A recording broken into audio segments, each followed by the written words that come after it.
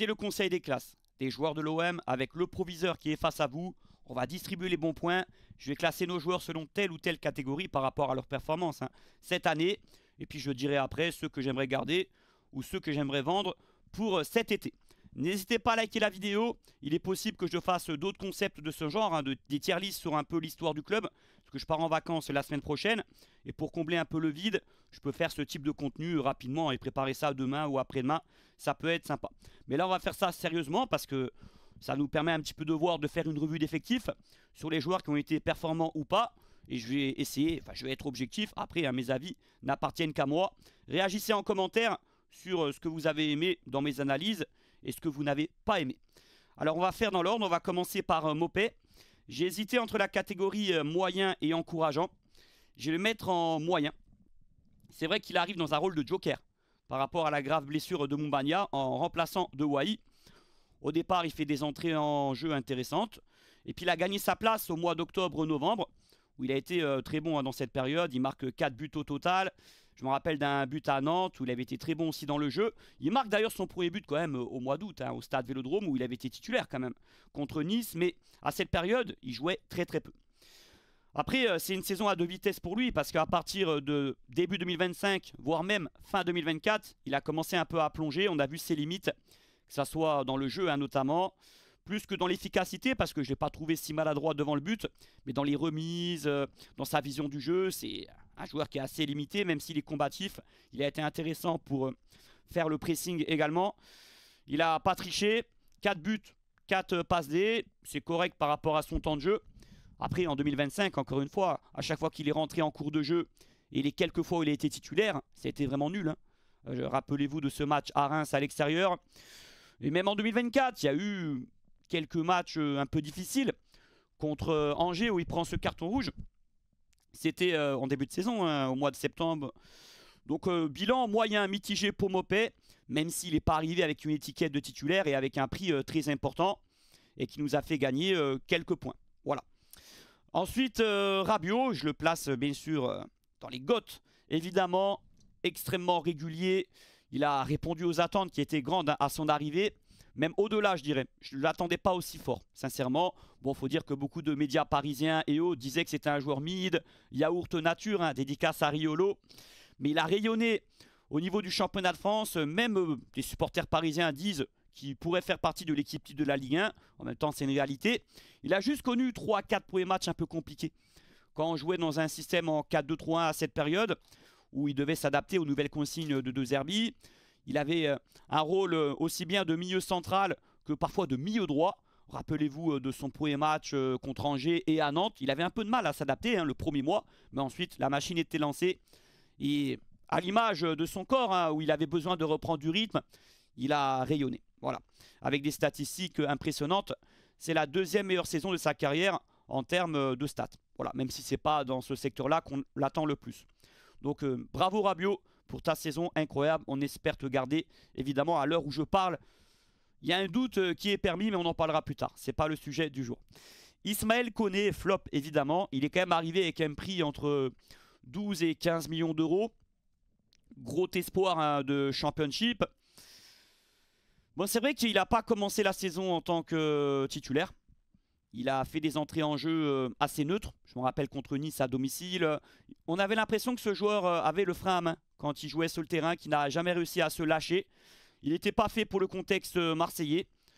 C'est pas qu'il a un mental fragile, c'est qu'il n'a pas les épaules pour ce club. Et puis même apparemment dans le sérieux, dans la combativité qu'il doit montrer pour un joueur jeune à l'Olympique de Marseille, il n'a pas fait ce qu'il faut. Il y avait des informations venant de De Zerbi qui un petit peu le remuaient en conférence de presse. Donc en fait, il n'a jamais gagné sa place. Koné, il a été très peu de fois titulaire chez nous. Je vais vous donner un exemple. Il a eu sa chance à Nantes.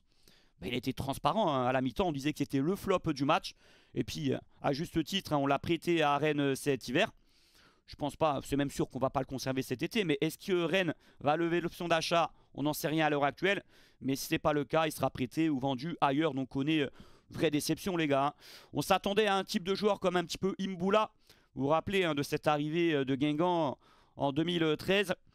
Ça n'a pas le même potentiel. Et non, on est loin du compte. Donc vraie déception. Flop plutôt même. plus que déception encore, hein, je pèse mes mots. Rongier, qui a été blessé la première partie de saison, il a fait son retour, il me semble... Enfin non, il a été revenu... Enfin, il a fait sa première lors d'un match contre Nice fin août, mais dans un poste qui n'était pas le sien. Il jouait même latéral droit, il avait connu un match difficile hein, face à Boga. Sinon, il a été très important dans le nouveau système de l'OM en 3-4-2-1, avec au milieu de terrain Højbjerg et Rabiot. Et je me rappelle d'un match à Lens hein, où il est excellent. D'ailleurs, il est buteur en deuxième mi-temps et il rentre à la pause justement. Et ça a été un déclic pour lui. Et à partir de ce match début novembre, il a gagné sa place, il a été indispensable. Et même De Zerbi a dit en conférence de presse, on ne peut pas jouer sans Valentin Rongier. Et c'est vrai que tous les coachs de l'OM le disent année après année, bien qu'il part très peu de fois titulaire. Rongier est donc très précieux cet hiver. Même si lors des derniers mois, ça a été un peu plus mitigé, surtout au printemps. C'est vrai que dans les matchs importants à Monaco, à Paris, il a été quand même en deçà des attentes. Il y a eu la concurrence avec Benasser aussi, où ils se sont fait un petit peu un mano à mano. Mais bon, il y a aussi d'autres prestations qui ont été bonnes, hein, notamment le dernier match pour moi à 3, où il a été très intéressant, dans un rôle un petit peu de l'ombre qu'on lui connaît. On ne va pas présenter le joueur. Évidemment, ça fait 6 ans qu'il est chez nous. Est-ce qu'on va le prolonger? On verra bien. Lui, il demande un salaire un peu plus important. En tout cas, évidemment que Rongier a fait une belle saison dans l'ensemble. J'hésite entre le mettre très satisfaisant et encourageant, les gars. Il y a débat. Vu le statut qu'a Rongier, qui est un joueur confirmé de l'OM maintenant, je vais le mettre en... Allez, je vais le mettre en très satisfaisant. Mais je suis gentil dans cette catégorie, je pense. Højbjerg. Alors pareil, même catégorie que Rongier, sauf que je le place un petit peu avant. Il a joué quasiment tous les matchs hein, cette année. Alors, il faut se souvenir, quand il arrive, c'est vrai qu'on attend un joueur de classe internationale qui a joué au Bayern de Guardiola, à Tottenham comme un joueur très important. Il n'a que 30 ans, hein, il me semble, donc c'est un joueur en pleine force de l'âge. Il a été très important dans la première partie de saison, très régulier dans les performances, même si quand on faisait un peu le bilan à la fin des matchs, il est rarement apparu en fait dans le top 2. C'est vrai. Mais il a toujours montré une prestation de très bon niveau, très régulière encore une fois. Il a connu un petit peu un coup de mou cet hiver, mais il s'est bien repris je trouve en fin de saison, notamment dans son jeu au pied, où il était beaucoup plus intéressant pour trouver des ouvertures vers l'avant. Après il a des consignes hein, de la part de De Zerbi, à la récupération c'est un de ses points forts. Donc oui, c'est un joueur pièce maîtresse de l'OM qu'on doit garder la saison prochaine, et on peut être très satisfait de sa saison, même si on ne peut pas le mettre non plus dans la première catégorie. Il ne fait pas partie des meilleurs joueurs de l'OM non plus cette année, si tu dois faire un top 4. Mais grosse régularité, parce qu'à l'inverse, il y a eu très peu de matchs où il a été en dessous. Allez, 3-4. On a été un peu déçus, c'était surtout cet hiver. Mais pas au-delà. Alors Murillo, c'est une très très belle surprise les gars. Lui, je le place en très satisfaisant. Et devant Rongier, bien sûr. Parce qu'on ne l'attendait pas à ce niveau-là. C'est vrai que même l'an dernier, il avait été plutôt bon. Ça avait été déjà une belle surprise. Il avait bien concurrencé Klose dans un rôle un peu différent, un profil différent plutôt en tant que piston. Et là, cette année, il avait comme consigne d'être parfois défenseur central et parfois latéral droit. Il s'est très bien adapté par rapport à ce rôle un peu hybride hein, qu'il avait sous De Zerbi. Et puis il a montré beaucoup de qualité. En fait, pour moi, c'est un défenseur plutôt complet parce que on disait que c'était un joueur surtout très défensif en tant que latéral. Mais c'est tout l'inverse. Hein. Ce qu'il montre à l'OM, il monte beaucoup, il se projette beaucoup. Il doit s'améliorer dans sa qualité de centre. Mais c'est un joueur qui ose, qui n'a pas peur et qui est dur sur l'homme, hein, qui est combatif, qui est là dans l'impact, dans les duels. Donc très belle saison de Murillo. Les gars, j'hésite à mettre Rongier encourageant, hein, la vérité. Ça me perturbe depuis tout à l'heure. Vous en pensez quoi en commentaire? Je vais le changer, mais c'est possible que je le remette tout en haut. On verra selon les autres aussi. Je vais essayer d'être objectif. Amin Harit, alors, on va essayer d'être juste. Il fait un excellent début de saison au mois d'août. Très prolifique, avec beaucoup de passes D, beaucoup de buts. Hein. Je me rappelle de son premier match à Brest, où il a été très déterminant. Il marque le deuxième match aussi contre Reims au Vélodrome. À partir du mois de septembre-octobre, il a montré un visage assez moyennasse. Et puis il y a eu ce fameux carton rouge contre le PSG. On l'a plus vu ensuite pendant l'hiver parce qu'il y a eu des blessures. Il a perdu un peu la confiance de De Zerbi. Et d'ailleurs, il faut aussi souligner que l'été dernier, De Zerbi n'avait pas une grande estime de Harit.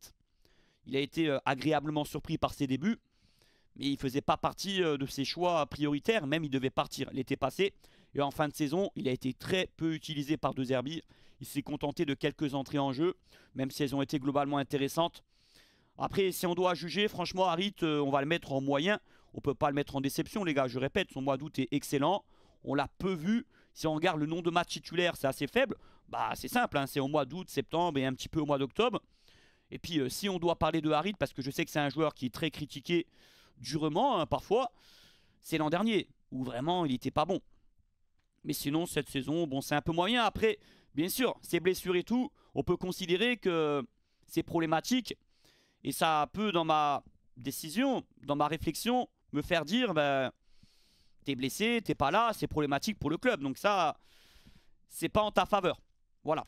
Mais je vais pas le mettre en décevant, ça serait un peu sévère quand même. Parce que l'été dernier, on n'attendait pas grand-chose de Harit non plus. Lirola. Alors, qu'est-ce qu'on fait? Moyen ou décevant? Parce que ce joueur, c'est pareil. Hein, l'été dernier, on pensait qu'il allait partir. De Zerbi a voulu lui donner une nouvelle chance, parce qu'il a bien connu en Serie A. C'est paradoxal, parce qu'il est décisif dans les deux Olympico, hein, surtout au match aller et même au match retour, où il est passeur décisif. Après, dans l'ensemble, et pourtant, il a eu sa chance cette année. Hein. Il a joué presque 7-8 matchs titulaires environ. Il est rentré en cours de jeu souvent. Mais la plupart du temps, les gars, on était un petit peu en panique hein, quand il était sur le terrain. Ce joueur, bien sûr, n'a plus jamais retrouvé son prime de 2021. Pourquoi? Parce que physiquement, il n'est plus dans le coup. Et parce qu'il n'a pas fait ce qu'il faut pour progresser. Il a beaucoup de lacunes dans le QI foot.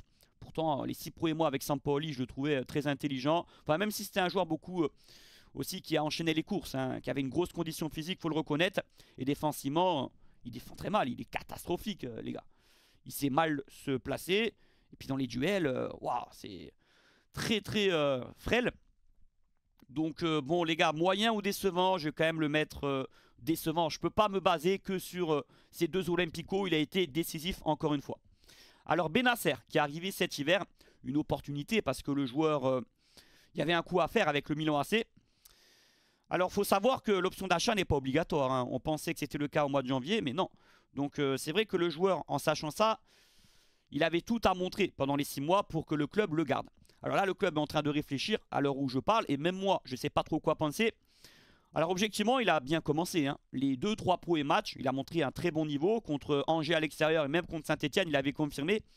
Ensuite, il a eu un coup de mou à Auxerre à l'extérieur et contre Nantes. Il a été vraiment mauvais. Et puis, il avait un peu perdu sa place par rapport à Rongier. Il a fait quelques entrées en jeu intéressantes en cours de match. Et puis, les 2 derniers matchs où il était titulaire, il a montré un niveau un peu mid. Joueur de l'ombre, bien sûr, mais qui n'a pas retrouvé la pleine possession de ses moyens physiquement. Et c'est un joueur qui dépend beaucoup de ça. Je ne vais pas vous présenter le Bennacer du Milan AC, hein, avec sa technique, sa vivacité, sa projection vers l'avant. C'était un milieu de terrain complet de classe internationale. Aujourd'hui, il est embêté par ses pépins physiques depuis 2 ans. Donc on va le juger, les gars. On ne va pas se poser la question est-ce que l'OM doit le garder, parce que de ce côté-là, moi j'aimerais. C'est vrai qu'on peut être gagnant. 13 millions d'euros, c'est pas grand-chose. Le salaire, tu peux un peu le baisser ou le faire suivant le nombre de matchs joués avec une part de fixe et de variable. Mais est-ce qu'on le met en moyen ou décevant, Bennacer?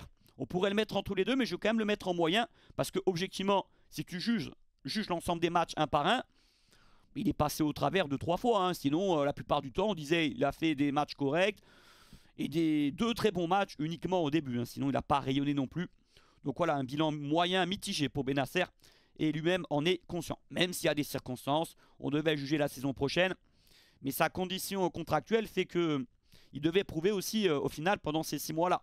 Et de ce côté-là, par rapport à Rongier, il y avait une vraie concurrence. Il n'a pas montré qu'il était au-dessus. Pourtant, Rongier est un joueur, Bennacer plutôt est un joueur meilleur que Rongier, intrinsèquement. Mais on ne peut pas réfléchir, et j'ai entendu Jean-Charles de Bonneau en parler hier sur FCM, en se disant... Oui, mais Bennacer, il est à 60%. Imagine quand il sera à 100%. Oui, mais ça, on ne peut pas réfléchir. Ça se trouve, il ne sera jamais à 100%. Et puis, par rapport aux collègues et tout, c'est pas bien. Qui sont à son poste, eux, ils se disent quoi à sa place? Surtout que Bennacer a un plus gros salaire. Donc ça ne nous appartient pas. Qui touche 450 000 euros et Rongier 300 000 euros. Mais dans un vestiaire, ça cause. Hein. Ça parle et c'est normal. Après, tu vas réclamer telle ou telle chose à la direction. Donc, il y a l'ego qui parle, évidemment. Mais j'aimerais quand même garder Bennacer. J'en parlerai pourquoi dans une prochaine vidéo Mercato. Luis Enrique. Encourageant ou très satisfaisant, les gars? Non, on va le mettre en encourageant. Alors, super début de saison dans un poste d'ailier gauche où il a été très prolifique hein, comme Harit avec beaucoup de buts, de passes D. Ensuite, il a reculé via le nouveau système en 3-4-2-1 avec une position nouvelle pour lui hein, de piston droit. Quoique sous Sampaoli, il avait joué quelques mois en piston gauche. Il s'est superbement adapté. Au mois de novembre, décembre, janvier, il a été excellent. Il faisait partie des 3 meilleurs joueurs de l'OM. Ça, faut pas l'oublier. Après, ça fait quelques mois qu'il est moins dans le coup, c'est vrai, parce qu'il s'est relâché mentalement. Il ose moins sur le terrain et puis même, il est beaucoup moins motivé tout simplement parce qu'il sait qu'il était en instance de départ. Mais dans l'ensemble, sur les 2 tiers de la saison, Enrique a montré un beau visage et il a été partie prenante de la 2e place de l'OM. Hein, sincèrement, je suis objectif. Pourtant, je ne suis pas un fan de ce joueur. Donc voilà, il va partir, c'est quasiment officiel. Mais sa saison est bonne dans l'ensemble. Voilà. Donc, allez, je vais mettre encourageant, les gars. Je ne vais pas être trop gentil non plus. Voilà. Kondogbia, j'hésite entre moyen et décevant. Il a joué beaucoup. Hein. C'est un des joueurs les plus utilisés par De Zerbi cette année. Bah, faut de mieux. Pourquoi? Parce que Brassier a été un flop en défense centrale. Donc, il a joué qu'en défense centrale, les gars. Au milieu de terrain, à part contre le PSG, on ne l'a jamais vu. Bon, faut être objectif, les gars. On a été quand même inquiet quand Kondogbia était sur le terrain. Il a montré encore des limites à ce poste-là. Souvent pris de vitesse, très lent. Des erreurs parfois dans la relance. Pourtant, c'est un de ses points forts de base. Bon, il a fait aussi quelques bons matchs, mais ça se compte sur les doigts d'une main, objectivement. Bien qu'il ait été meilleur que Cornelius, que Brassier à ce poste-là. Mais vu son statut et son salaire, parce que c'est pareil, hein, on doit juger Kondogbia aussi par rapport à ça. Franchement, le secteur défensif, il est à reconstruire. Mis à part Balerdi et Murillo. Et Kondogbia, non, il est beaucoup passé au travers contre le PSG, je me rappelle. À Auxerre, même à Nantes, au mois de novembre. Je mets quand même en décevant. Voilà. Ensuite, Cornelius, pareil. C'est pas un flop non plus parce qu'il arrive avec un statut moindre hein, de joker, de remplaçant en défense centrale. Avec un achat de quelques millions d'euros.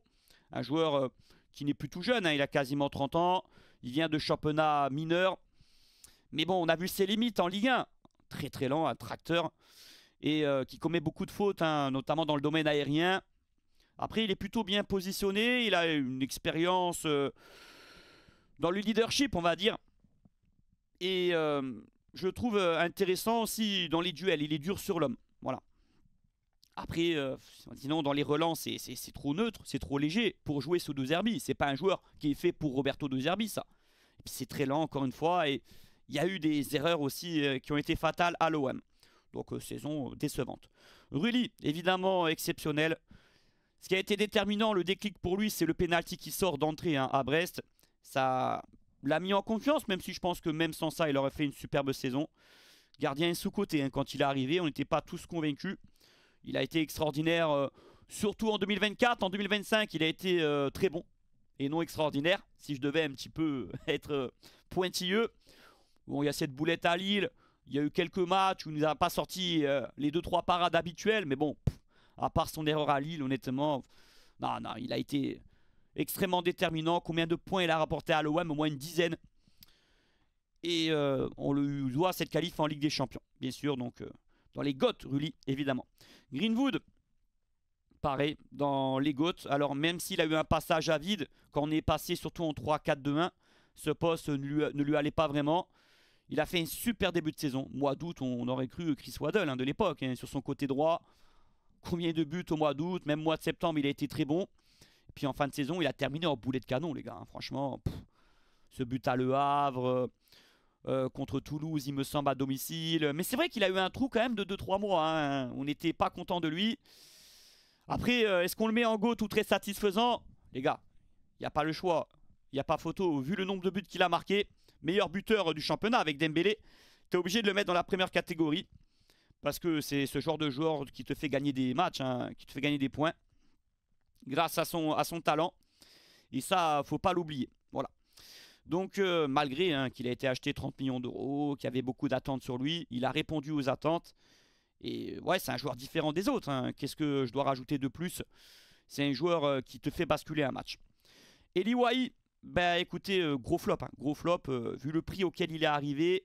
Il a marqué un but tout fait à Montpellier. Sinon, que d'occasions ratées. Il ne s'est jamais adapté au jeu de De Zerbi. Et pourtant, on essaie d'y croire. Hein. de lui donner les circonstances atténuantes, parce qu'il fallait être patient, mais heureusement hein, qu'il est parti au mois de janvier. Bonne décision des dirigeants. Et puis même, il n'a pas été irréprochable dans son comportement, hein, c'est clair et net. Et puis sur le terrain, il n'a rien montré. On a vu la différence avec Gouiri hein, juste après. Donc ouais, cet été, c'était un choix de Benassia apparemment avant tout. On s'est bien trompé hein, sur lui. Bien que c'était pas un marché très simple pour le poste d'avant-centre. On avait dans le viseur Nketiah, Ouahi. Et puis voilà, c'est au mois de janvier qu'on a fait la différence avec Gouiri. Mais tiens, parlons-en de Gouiri, qui sera l'avant-centre de l'OM. C'est sûr, l'année prochaine, le 9, c'est son meilleur poste. Que dire, si ce n'est qu'il a été incroyable pour sa régularité. Parce qu'il les a enchaînés, hein, les buts et les grosses prestations. Même dans les matchs où il ne marquait pas, on disait qu'il avait été très bon. Rappelez-vous, contre Lyon, son premier match, il ne marque pas. Pourtant, il a été déterminant. Ensuite, il confirme à Angers avec 2 passes décisives. Et il marque contre Saint-Etienne son 3e match. Donc des stats incroyables, hein, 10 buts. 10 buts déjà, alors qu'il est là depuis 4 mois. Beaucoup de passes décisives, très intéressant aussi dans le jeu. Il s'est bien fondu au groupe. Comportement irréprochable, très altruiste, très bon dans ses déplacements. Un joueur qui va encore progresser en plus, j'en suis persuadé. Donc une superbe affaire l'arrivée de Gouiri. Et il a été déterminant aussi pour la qualif en Ligue des Champions. Parce que si tu as Ouahi en 2025 ou Mopé, on ne serait pas 2e, je pense, les gars. Sincèrement, et vous le savez. Carboni, on l'a oublié celui-là. Mais écoutez, on l'a très peu vu. Hein. Il y a ce match contre Angers où il est titulaire au Vélodrome. Il avait été quand même assez transparent. Alors, est-ce que c'est étonnant? Non, il a que 19 ans. Il devait connaître la Ligue 1, mais on n'a pas compris en fait la formule de son arrivée avec un prêt, avec une option d'achat irraisonnable. Je ne sais plus combien elle était. Mais en gros, c'était comme un prêt sans option d'achat quasiment. De Zerbi, je pense, le voulait en numéro 10 hein, dans son 4-2-3-1. Mais c'était une erreur. On va pas le mettre en flop, les gars, mais en déception par rapport à son prix quand il est arrivé, à son statut. Et parce qu'on l'a très peu vu, tout simplement. Et puis, il s'est gravement blessé, on le sait. Donc, ça reste quand même une déception parce que son transfert, enfin son arrivée n'a servi à rien. Dedic, pour les gars, flop ou déception hein? Lui, il y avait une grosse hype hein, quand il est arrivé au mois de janvier. Ouais, un superbe piston. Un joueur guerrier, bosniaque, hein, il me semble, qui a joué avec Salzbourg contre le Real Madrid. Alors, il y a des lacunes hein, énormes au niveau technique, dans son intelligence de jeu. Même défensivement, il n'est pas bon. Donc, c'est quoi ses qualités? C'est qu'il court. Il a un gros volume de jeu. Ouais, il enchaîne les courses. Mais bon, ça reste léger. Alors, peut-être qu'il va devenir un bon joueur dans quelques années, je dis bien. Mais pas maintenant. Et à l'OM, on est assez pressé. On doit... Si on veut le garder, lever l'option d'achat de 15 millions d'euros, environ, hein, ou peut-être un peu moins, 12. C'est trop risqué. Et non, il a été très décevant à l'image de son dernier match. Mais de toute façon, il n'a pas fait un bon match, Dedic. Sauf son entrée à Angers, où il a joué un quart d'heure pour sa première. Sinon, on a toujours été très inquiet. Même contre Saint-Etienne, lors de sa 2e entrée, on s'est dit, mais c'est pas défendre quoi. Il est fautif sur le but de Saint-Etienne, il ne se replace pas. Donc, non. Flop ou décevant? Bah, flop pour moi, désolé, je suis peut-être un peu sévère, mais flop. Brassier, aïe, gros flop, hein, le pauvre. Enfin, le pauvre. Lui, il était tétanisé hein, à l'idée de jouer à l'OM et au Vélodrome. Joueur un peu surcoté, hein, qui a surfé sur sa belle année à Brest. Mais bon, à l'OM, ça a été dur d'entrer. Hein. Même dans les matchs de préparation, je ne le sentais pas aux côtés de Balerdi. J'étais un des seuls d'ailleurs à dire que je suis pas content de son arrivée. Voilà. Je comprenais pas la hype non plus. J'attendais une confirmation en fait. Voilà. Et puis on se rappelle de matchs contre Paris, surtout contre Auxerre ou à Nice. Attendez, à Nice, comment ça se fait qu'il était titulaire à Nice au mois de janvier quoi? Même à ce moment-là, ouais, ça a été très en dessous Brassier. Et pourtant, il a eu souvent sa chance. Hein. Et même les premiers matchs, c'était un des flops sur le terrain. Il n'a jamais été à l'aise dans les consignes de Zerbi, notamment dans les relances. On le sentait pas serein. On sentait qu'il ne comprenait pas, tout simplement, comment aller fixer l'adversaire, relancer au bon moment et proprement surtout. Hein. Je me souviens aussi d'un match contre Angers où on fait un partout là, où il fait une entrée cata le dernier quart d'heure. Il fait que des passes en touche. Donc, ouais. Ensuite, Balerdi. Alors, go tout très satisfaisant. Pour... On fait quoi les gars sur Balerdi? Je vais le mettre en très satisfaisant. Mais je peux changer tout à l'heure. Très bonne saison, attention. Mais il a connu en fait un début assez moyen. Parce que c'était le nouveau capitaine de l'OM cette saison. Et le brassard l'a un peu pesé, certainement. Même s'il y a peut-être d'autres raisons. Hein. Tout simplement, il a connu un passage à vide. Mais c'est vrai qu'au mois d'août, au mois de septembre, on disait souvent que Balerdi, il a commis des grosses erreurs à certains matchs. Ensuite, à partir du mois de novembre, c'est redevenu le patron de la saison passée. Il est indispensable à cet OM. Hein. C'est encore un jeune joueur qui a beaucoup progressé. Mais voilà, pour moi, de le mettre en GOAT, c'est peut-être un peu trop haut. Voilà, par rapport au premier quart de la saison, je précise. Quant à Merlin, déception Merlin. Déception, on va pas le mettre en flop non plus, ce serait exagéré les gars. Il est beaucoup critiqué par les supporters. C'est à juste titre, je trouve. Parce que c'est un joueur assez neutre, assez mid un peu partout. Hein. Il a progressé par contre sur l'aspect défensif cette année. Par contre, il apporte pas beaucoup. Il a une belle qualité de centre. Mais il est trop lent pour jouer comme un latéral, comme un piston. Alors, ça reste un international espoir qui reste encore jeune. Je voudrais pas le garder, perso, la saison prochaine. Parce qu'on va recruter un titulaire à ce poste-là. Et autant garder par exemple Ulysse Garcia. Par exemple. Et je pense qu'on pourrait le vendre à un prix assez intéressant, autour de 10 millions d'euros. Voilà, c'est ce que visent les dirigeants. Mais on peut être que déçu de Merlin. De toute façon, les latéraux de l'OM cette année, ça n'a pas été trop ça. Et Merlin, c'est la représentation parfaite des difficultés qu'on a eues au niveau des couloirs pour les latéraux. Le Zerbi nous l'a dit cet hiver, j'ai pas des latéraux à la hauteur, malheureusement. Et pourtant, Merlin a fait une bonne préparation. Oh, j'ai commenté tous les matchs amicaux dans le 4-2-3-1 où il avait un rôle un peu hybride de latéral gauche et surtout de milieu central. Il arrivait parfaitement à se positionner dans ces deux rôles. Et puis, même en fin de saison, quand on est repassé en 4-3-3, il n'avait pas des consignes identiques. Il repiquait pas souvent dans l'axe, c'était un peu différent. Bon, voilà quoi. Ensuite, concernant Ulysse Garcia, encourageant ou très satisfaisant Garcia? On va le mettre encourageant. On va pas exagérer. En fait, j'aurais pu le mettre satisfaisant, mais j'ai pas mis cette catégorie-là, les gars. J'aurais dû rajouter une catégorie, en fait. Tant pis, c'est pas grave. Bon, Garcia, qui était dans le loft l'été passé. Il y a eu ce match à Lyon où il est buteur. D'ailleurs, on n'y croyait pas qu'il rentre en cours de jeu. Ça a été surprenant pour nous. Et puis ensuite, j'ai vu un joueur bien meilleur que l'an passé. Bien meilleur, qui a progressé. Qui se bat sur le côté gauche, qui prend des risques, qui ose, qui a de l'audace. Plus que Merlin, par exemple. Même si je sais qu'il a des limites dans ses contrôles, par exemple. Défensivement aussi, dans les duels. C'est pas un latéral hyper solide, sincèrement. Mais on n'a pas vu ses limites cette année. Alors peut-être parce que c'était pas à la Coupe d'Europe. Si le niveau monte d'un cran, ça sera trop juste pour jouer, je suis d'accord.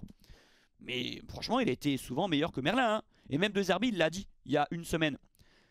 Il a fait comprendre que je ne dois pas réfléchir en fonction du statut. Mais objectivement, Garcia devait jouer beaucoup plus cette année. Parce qu'il montre plus sur le terrain. C'est ce qu'il a fait comprendre. Donc il a été utile cette saison. Et bravo à lui pour son courage. Il n'a rien lâché. Et le garder l'an prochain, pourquoi pas en remplaçant avec un rôle, un salaire qui est moindre et un rôle de joker. Jonathan Rowe. Bon les gars, je pense que c'est assez logique qu'on va le mettre en encourageant. On ne peut pas le mettre en moyen. Il a fait un très bon début de saison. Je me rappelle de son premier match, c'était contre Reims au Vélodrome. Il rentre en cours de match, il met le feu au stade. Il tape le poteau dans une position d'avancante. Il remplace Wai. Il avait montré mieux que Wai en 20 minutes à ce moment-là. C'est un joueur, lui, où la passion de l'OM, ce stade, ça lui fait pas peur. Au contraire, ça lui donne des ailes. Ça le porte. Et puis, ce but à Lyon, c'est le meilleur souvenir de la saison d'ailleurs. En termes d'émotion, il fait des très très bons débuts sur son côté gauche. Mais il est sorti du 11 de départ par rapport au nouveau système de jeu en 3-4-2-1. Et puis, il y a un match contre Auxerre où il sort à la mi-temps en fait. Bon, même si toute l'équipe était mauvaise quand on perd 3-0. Sinon, même à Nantes, quand il est titulaire, je ne trouve pas vraiment mauvais. Alors peut-être que, c'est même sûr, De Zerbi reprochait souvent son replacement, son jeu sans ballon et même son attitude à l'entraînement. Apparemment, il se la pétait un petit peu, fut un temps, mais c'est pas un mec méchant. C'est un garçon adorable. C'était pas, je pense, voilà. Il est content d'être là, très content, ça se voit. C'est un garçon sincère. Et puis, il s'est bien repris en fin de saison. Avec ce rôle de joker de Gouiri, il a fait des bonnes entrées. Il a été très dangereux à chaque fois qu'il est apparu. Et puis, il a été titulaire en fin de saison, côté gauche, Il était remuant à Le Havre notamment, et même dernier match contre Rennes. Donc l'an prochain, il faut le garder, Ro. Hein. D'ailleurs, on lève l'option d'achat de 15 millions d'euros cet été. Je crois qu'elle est obligatoire de toute façon, oui. Est-ce qu'on doit le mettre titulaire? Peut-être pas, il doit être en concurrence avec un très très bon ailier gauche, bien sûr. Mais ça se trouve, Ro, dans quelques mois, sera le titulaire de l'OM à gauche. Il a un vrai potentiel, une vraie marge de progression. Et moi, j'ai fait partie de ceux qui l'ont toujours défendu cette année. Et j'ai trouvé beaucoup de supporters sévères. Oui, c'est un dribbleur. Oui, il va perdre des ballons. Oui, il va faire quelques mauvais choix. Mais il fait partie des joueurs capables de faire la différence et de te faire gagner des points et d'être décisif, tout simplement. Si on veut des profils à la Malinowski, faut le dire, les gars, hein, qui sont mid, qui sont neutres avec le ballon. Rose, c'est tout l'inverse, c'est un feu follet. Voilà. Bon, on en a eu l'an passé, comme Ismaïla Sarr par exemple. Mais Sarr, il n'a pas le même âge que Rose, qui est plus jeune.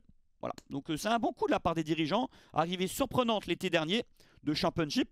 Mais je trouve qu'il s'est bien adapté à la Ligue 1 et à un club comme l'OM d'entrée de jeu, les gars.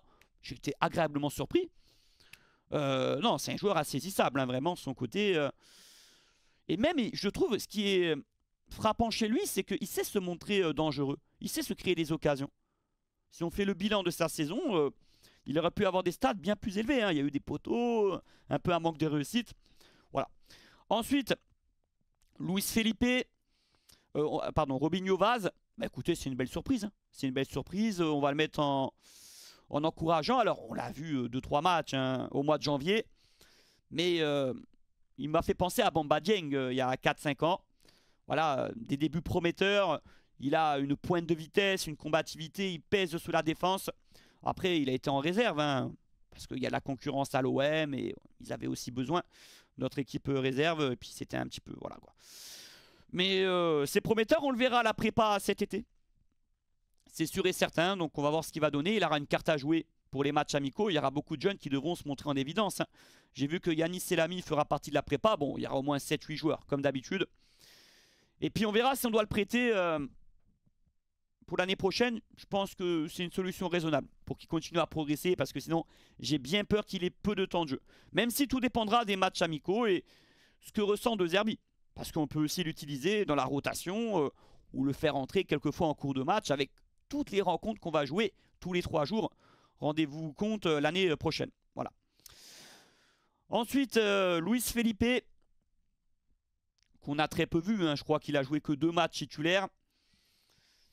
Bon, on va le mettre en décevant. On va pas le mettre non plus en flop parce qu'on l'a peu vu. Et quand on l'a vu, on peut pas dire que c'était mauvais non plus. Hein. Il a joué 45 minutes contre Rennes, à Paris. Bon, j'ai pas grand-chose à retenir. C'est un mystère. On ne sait pas trop ce qu'il vaut encore. Si ce n'est que physiquement, c'est compliqué. Hein. Franchement, c'est clair que être autant blessé en 6 mois et avoir un tel salaire, c'est pas acceptable. Moi, j'aimerais qu'il parte, hein, qu'on casse son contrat, sincèrement. Même le garder en remplaçant, on peut recruter d'autres joueurs pour ça, à la rigueur. Mais voilà. Bacola, bon, je peux pas le classer, on l'a pas vu, mais en équipe réserve, il fait une très bonne saison apparemment. Hein. C'est le meilleur jeune de ce qui se dit. Donc c'est pareil, on le verra cet été. Bilal Nadir, wow. Très satisfaisant ou encourageant? Je vais le mettre en encourageant. Parce que franchement, c'est une belle surprise. Hein.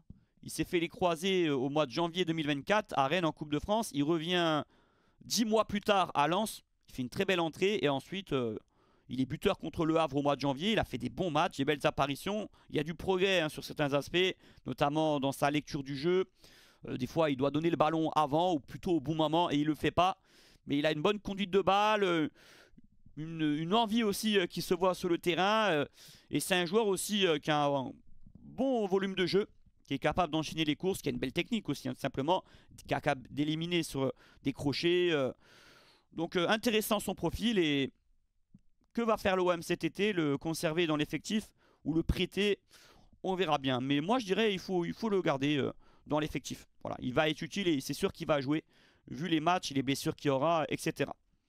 Quelles que soient les arrivées. Alors Meïté, on ne peut pas le juger, on ne l'a pas vu. Delangue, on l'a vu qu'en Coupe de France contre Lille, donc ça ne sert à rien. Moumbagna, ça ne sert à rien. Sternal non plus. De Zerbi, je vais le mettre en très satisfaisant. Je ne le mets pas en GOAT non plus parce qu'il a quand même eu 9 défaites cette année. Il a eu quelques passages à vide, il a fait quelques erreurs, quelques mauvais choix. Mais son jeu n'a pas totalement pris, hein. Même lui, il a reconnu d'ailleurs, bien que ça a suffi pour être deuxième et pour marquer énormément de buts, hein. Ça fait partie des saisons dans l'histoire de l'OM où on a marqué le plus de buts. Donc il a respecté la devise droit au but, quoi qu'on dise. On s'est régalé quand même sur certains matchs.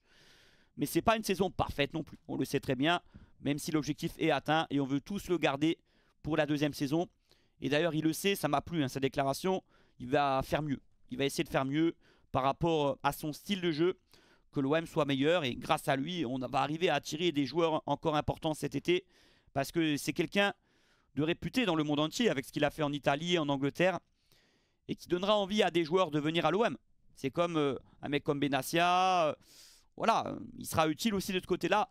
Bien que c'est un coach aussi très compétent. Et en plus, maintenant, il connaît le championnat de France. Donc voilà, De Zerbi, très satisfaisant.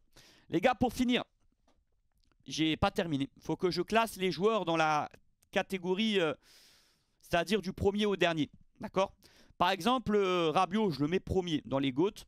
En deuxième position, je vais mettre Rulli. En troisième, Gouiri. Quatrième, Greenwood. Bon, en fait, ça me va. Dans le très satisfaisant, je vais mettre Balerdi en premier. En deuxième, De Zerbi. Troisième, Murillo.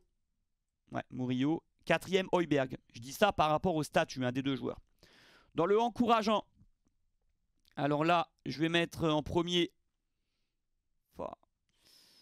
quand je dis la catégorie encourageant, on pourrait dire vraiment bonne saison, hein. La vérité, c'est compliqué en fait. Je mets pas Rongier dans les... Enfin, quoi que si, je peux le mettre lui aussi, Rongier. Oh. Les gars, c'est trop compliqué en fait de classer. J'y arrive pas.